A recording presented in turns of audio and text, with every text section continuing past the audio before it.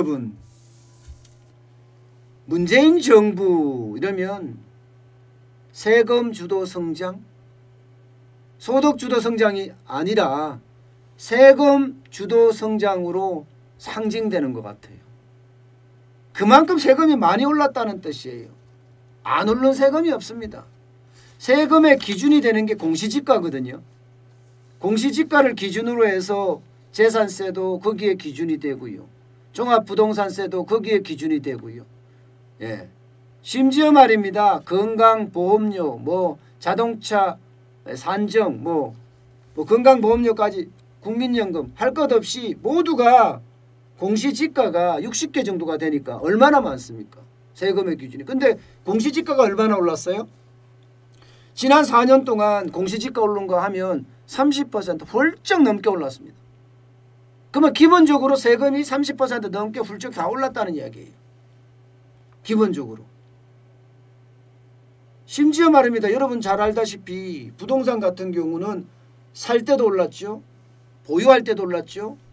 팔 때도 올랐죠. 오른 정도가 적게 오른 게 아니라 취득세 같은 경우 볼까요? 살 때? 아니 취득세 많이 내봤자 솔직히 1, 2% 내는 게 취득세잖아요. 그런데 2주택 이러면 12% 냅니다. 12%. 네. 취득세가. 종합부동산세요.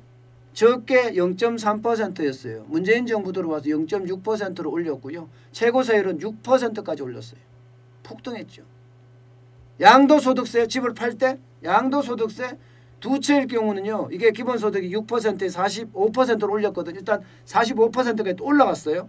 여기에다가 두 채일 경우에는 가산세가 20% 붙습니다. 그러면 얼마예요?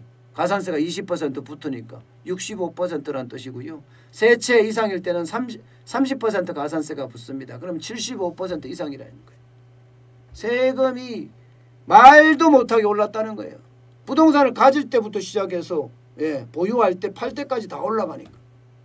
그러니까 사람들이 나 못 내. 열받아 세금 더 이상 못 내겠어. 그러면서 불복하는 사태가 굉장히 많아진다는 겁니다. 보시다시피 지금 2016년 대비해서 조세 심판 청구 현황입니다. 다시 말해서 조세 심판 청구는 이거 세금 잘못됐으니까 다시 판단해 달라는 거예요. 근데 2016년보다가 더블 올랐어요. 거의 더블. 건수가 2016년에는 8,226건이었습니다만은 2020년에는요. 15,839건이에요. 거의 2배입니다. 거의 2배. 청구 금액도 많이 늘어나긴 하지만 대상 건수가 장난 아니게 늘어나죠. 장난 아니게. 금액도 적은 금액이 아닙니다. 이게 14조잖아요. 14조 3,138억 원이잖아요. 14조 3,138억 원. 이게 더불어민주당의 정성호 의원실에서 나온 거예요. 그만큼 작년 11월 기준으로 봤을 때 이만큼까지 간다는 건 우리 국민이 말입니다. 우리 국민이 지금 쉽게 생각하면 세금 폭탄에 불복하고 있다 이렇게 봐야 됩니다. 2019년 대비 2020년을 보세요. 2019년 대비 2020년을 보면 11,703건에서 15,839건으로 늘어났습니다. 무려 35%나 급증했어요. 35%. 그만큼 지금 우리 국민들은요. 세금 융단 폭격에 전부 다 쉽게 말하면 열받는다. 제대로 판단해달라. 이렇게 얘기한다는 뜻입니다. 여기에다 여러분 부동산이 유독 많아요. 게다가 지난 5년간 부동산에서 분쟁이 발생한 것을 보면요. 보세요. 문재인 정부 들어와서 난리가 아니잖아요. 2016년 1,808건입니다. 2017년에 1,490건이에요. 그런데 2019년 5,240건입니다. 이게 11월 말까지 기준이기 때문에 2020년 11월 말이에요. 4,870건이에요. 폭증하죠. 지방세에서도 그렇고 양도세에도 그렇고 난리가 아니라는 이야기입니다. 난리가 아니라는 이야기. 그만큼 문재인 정부는 세금에 대한 폭탄을 엄청 안겼다는 이야기입니다. 세금 융단 폭격 인정 못하겠다는 이야기예요. 게다가 여러분 이게 결국은 세금이라는 건 정부 상대로 지금 조세 심판 청구를 하는 거잖아요. 얼마나 이길까요? 지금 정부가 이기는 게요, 별로 못 이겨요. 예를 들어서 지방세 같은 경우는요, 인용률이, 그러니까 받아들이는 률이 43.9%입니다. 10건 중에 4건이 정부가 패소한다는 뜻이에요. 10건 중에 4건이요. 양도세 같은 경우는요, 20.5%의 인용률입니다. 그러면 양도세는 5건 중에 1건이 정부가 패소한다는 이야기입니다. 5건 중에 1건. 그러니까 세금만 엄청나게 올려놓은 거야. 안 그래도 경기가 죽어서 전부 죽을 맛이라고 이야기하는데 정부는 세금 걷기에 혈안이 되어 있다, 이런 이야기입니다.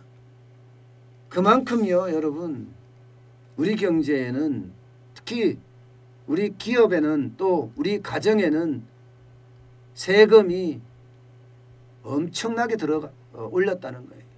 그 세금 때문에 모두가 어려워하고 있다, 이런 얘기입니다. 서민의 정부라고 이야기하고 사람이 먼저다라고 이야기를 했는데 과연 사람이 먼저인지 서민의 정부인지 저는 다시 한번 묻고 싶어요. 기회가 분명히 평등하다 그랬는데 전혀 평등하지 않았고요. 과정은 공정하다고 했는데 글쎄요, 그들에게만 공정했던 것 같아요. 결과는 정의로운 것 같은데 글쎄요, 한 번도 정의로운 걸 보지 못했다. 저는 이렇게까지 악평을 하고 싶습니다. 그만큼 지금 우리 경제에는 여러 가지 악재만 만들어 놓고 있다. 저는 이렇게 봅니다.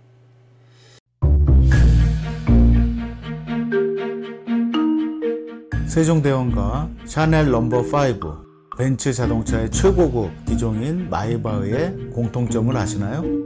바로 침향입니다.